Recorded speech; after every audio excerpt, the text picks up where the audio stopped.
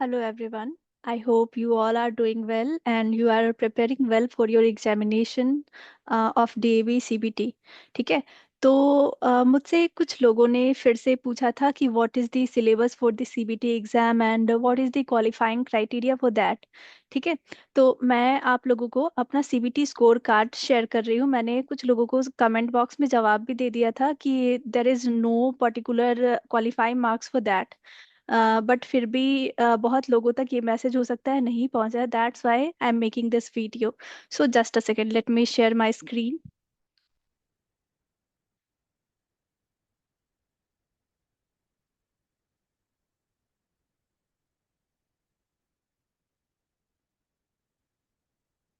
Yes.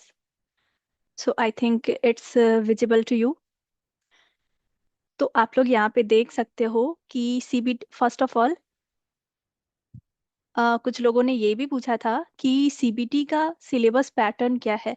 तो मैं ये यहाँ पे दिखा देना चाहती हूँ दैट जनवरी 2025 में जो आपके एग्जामिनेशन होने वाले हैं, there will be duration of 2 hours with two papers held one after the other on the same day and slot। ठीक है।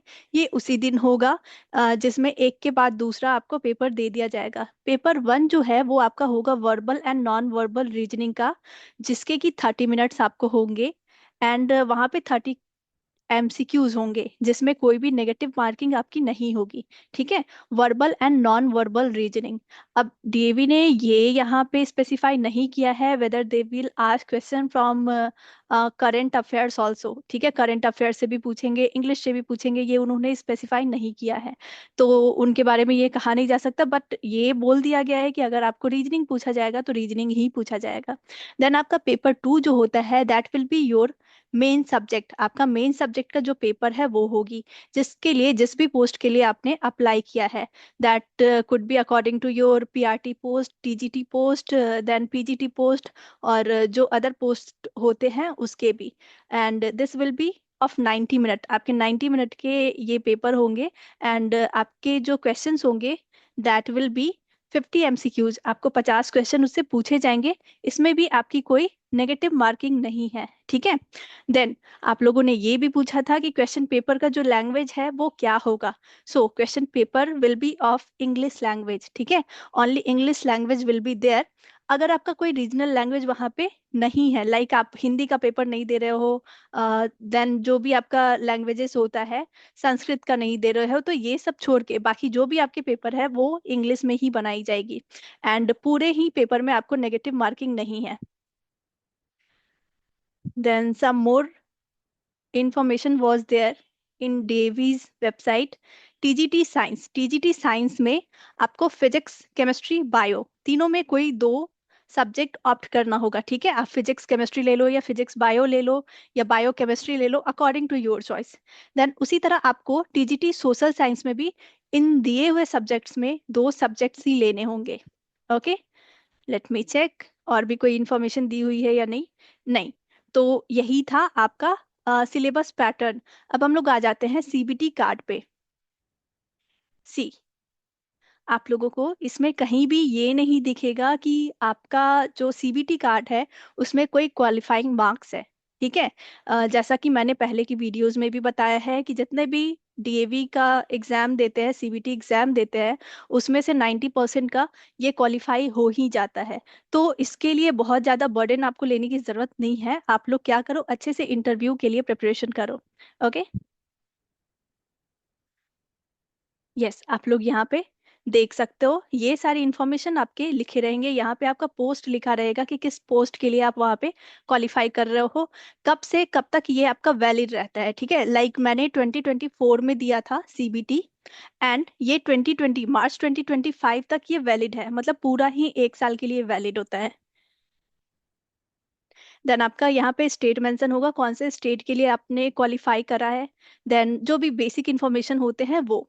अब यहाँ पे हम लोग देख लेते हैं कुछ इम्पॉर्टेंट इंफॉर्मेशन जो कि डीएवी अपने सीबीटी कार्ड पे लिखती है। सो द पीईसी कार्ड, इसको हम लोग कहते हैं provisional eligibility card. So provisional eligibility card जो है is valid for 1 year only from the date of issue. ये आपके डेट ऑफ इशू से 1 साल तक के लिए वैलिड होगा। This certificate certifies that the candidate has qualified in CBT in the post subject in March 2024. अब ये आप 2025 के लिए दे रहे हो तो ये आपका 2025 के लिए ही मेंशन होगा यहाँ पे. देन बाकी जो अदर इंफॉर्मेशन है, PC does not guarantee an offer of employment from DAV CMC. It makes the candidate eligible to apply at any DAV across India for the post mentioned in this card. यही बात मैं कह रही थी. ठीक है. आपका जो पीसी है वो जस्ट वहां पे ये बताता है कि आप एलिजिबल हो चुके हो पूरे इंडिया के किसी भी डीएवी में अप्लाई करने के लिए. बट ये नहीं कहता है कि आपको जॉब मिल गई है. जॉब आपको तब मिलेगी जब वहां पे आप इंटरव्यू दोगे और वो क्रैक करोगे तब. Then this PC can also be use to apply for a lower post. देखो, अभी आपका 2025 में ये चीज हटा दिया गया है. ठीक है. 2025 में ऐसा नहीं है कि अगर आप टीजीटी के लिए भरो तो आप पीआरटी के लिए जा सकते हो. अगर आप पीजीटी के लिए भरो तो आप टीजीटी देन पीआरटी दोनों के लिए जा सकते हो. ठीक है. ये चीज हटा दिया गया है. इस बार पहले ही मेंशन कर दिया गया था कि आपको किसी एक पोस्ट के लिए वहां पे अपेयर होना है. Then, the final selection recruitment in DAV school is subject to the out candidates performance other PC holder applicants in demo interview. मतलब आपका डेमो इंटरव्यू जो भी होगा उसमें आप जैसा परफॉर्म करते हो उसके अकॉर्डिंग ही आपका वहां पे सिलेक्शन होगा. Then QR code. ये जो यहाँ पे आप क्यूआर कोड देख रहे हो, दिस इज वेरी इंपॉर्टेंट. ठीक है. इस क्यूआर कोड में होता क्या है कि जैसे ही आप वहाँ पे डेमो और इंटरव्यू के लिए जाओगे, आपका वो क्यूआर कोड इन वहाँ पे स्कैन करके सारा ही इंफॉर्मेशन निकाल लेते हैं. ठीक है. तो इस क्यूआर कोड का यही मतलब है, क्यूआर कोड देने का यही मतलब है. देन बस यही थी सारी इंफॉर्मेशन जो कि पीसी सर्टिफिकेट के बारे में है. ठीक है. तो कोई भी लोड नहीं लेना है. आप लोग इतना जो हैवॉक क्रिएट कर रहे हो, कैसे प्रिपेयर करें, क्या सिलेबस है, ये वो, तो ये सब कुछ नहीं. आराम से आप प्रिपेयर करो, अपने सब्जेक्ट पे कमांड रखो. ठीक है. आराम से निकलेगा, आराम से निकलेगा. ओके. ओके. ठीक है. तो हम लोग मिलेंगे नेक्स्ट वीडियो में. तब तक के लिए कोई भी डाउट हो तो आप कमेंट सेक्शन में मुझसे पूछ सकते हो. ओके. चलो मैं यहाँ पे वीडियो को खत्म करती हूँ.